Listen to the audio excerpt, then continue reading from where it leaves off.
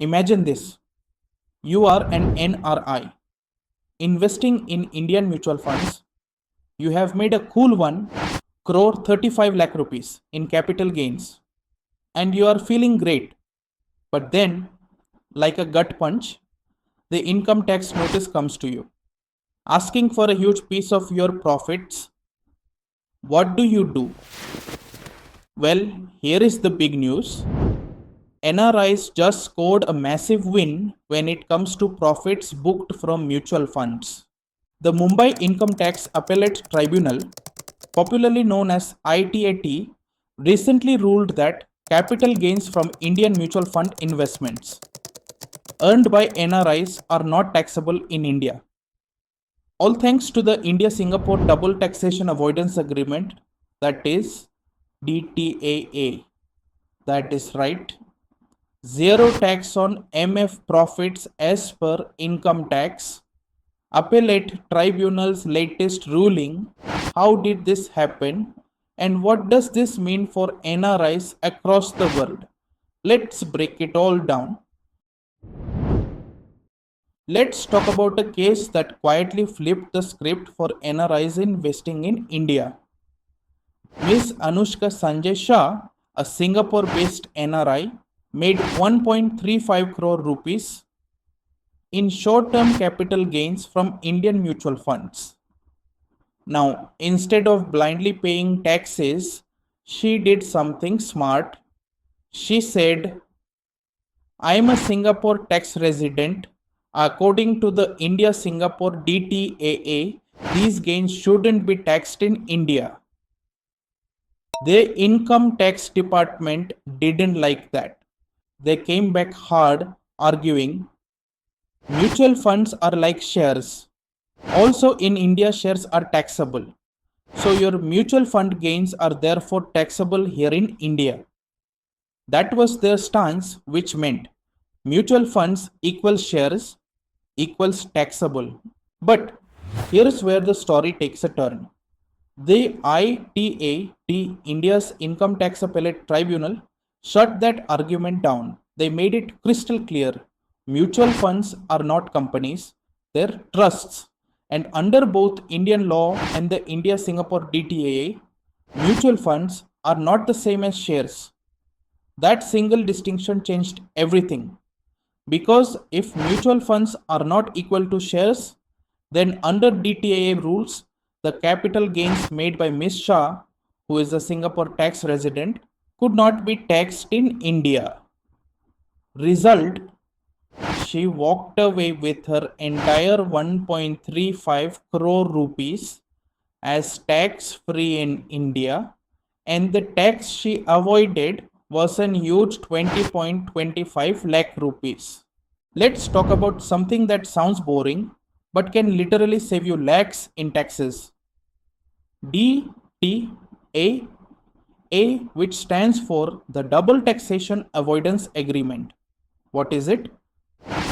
It's a treaty between two countries to ensure that a person doesn't get taxed twice on the same income. Once in the country where the income is earned, and again in the country of residence. To understand why is it important, let's say you're an NRI living in Singapore and you earn capital gains in India by selling mutual fund units. Without DTAA, both countries could come after your money. But with DTAA agreement, only one country can tax it. Real life example. In the India-Singapore DTAA, the treaty says capital gains from securities like mutual funds will be taxable only in the country of residence. So in the case of Ms. Anushka Sanjay Shah, she made 1 crore 35 lakh rupees in capital gains from Indian mutual funds. Since she is a Singapore tax resident, India cannot tax her gains because of standing DTAA agreement. But in Singapore, capital gains tax is zero. Tax saved 20 lakh 25,000 rupees. Let's not downplay it. This isn't just a tax technicality. This is a game-changing shift for NRI investors, and here's exactly why it matters. First, no capital gains tax for NRIs, IF. They qualify under a DTAA. Thanks to this ruling, NRIs investing in Indian mutual funds through countries like Singapore, UAE, Mauritius, Australia, the UK, or Germany, all of which have favorable double taxation avoidance agreements with India, could now legally walk away with their full gains completely tax free in India. That's not a loophole, that's not a hack, that's the law being correctly interpreted in favor of investors. Second, it gives NRIs a reason to move fast.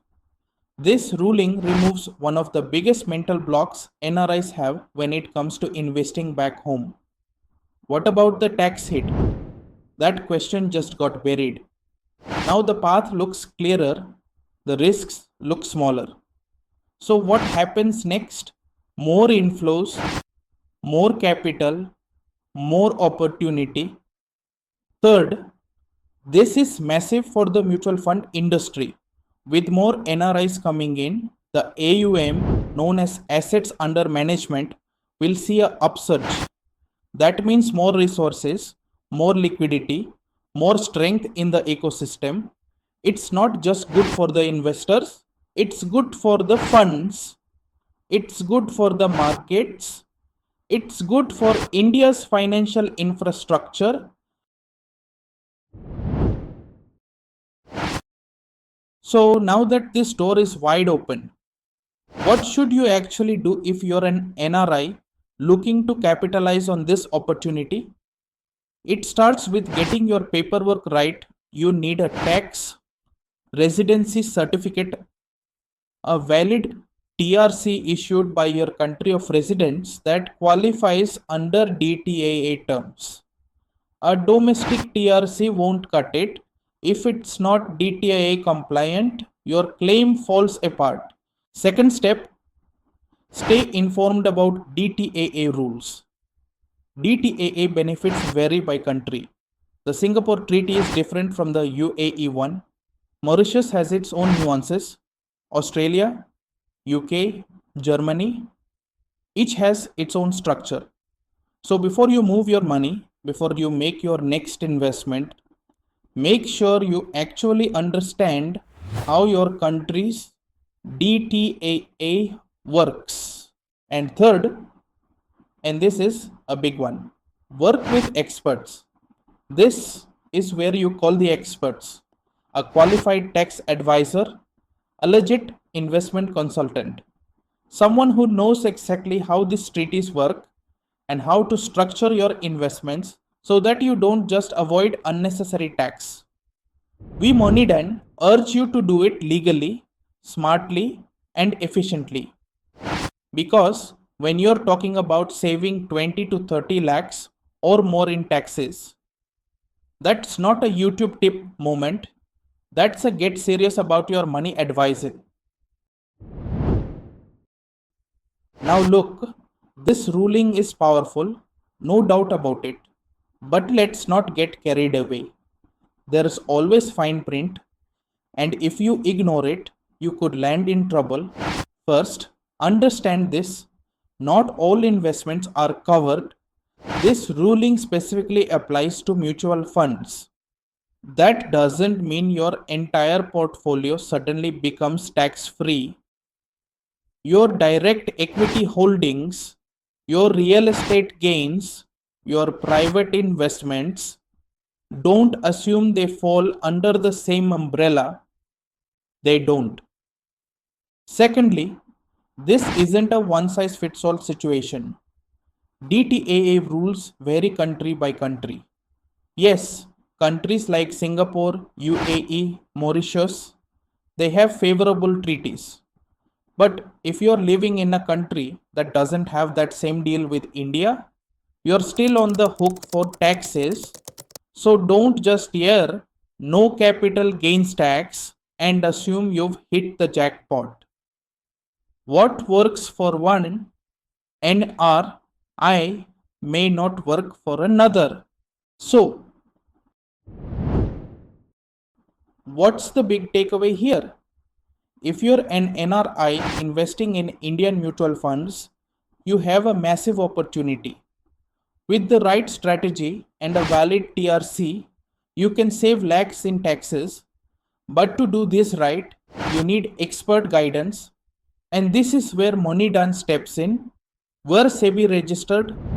We specialize in helping NRIs navigate Indian investments, and we ensure you get the most out of every rupee you invest.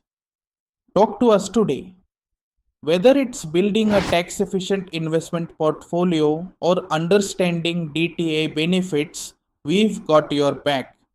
Don't wait until it's too late. Make your money work smarter for you.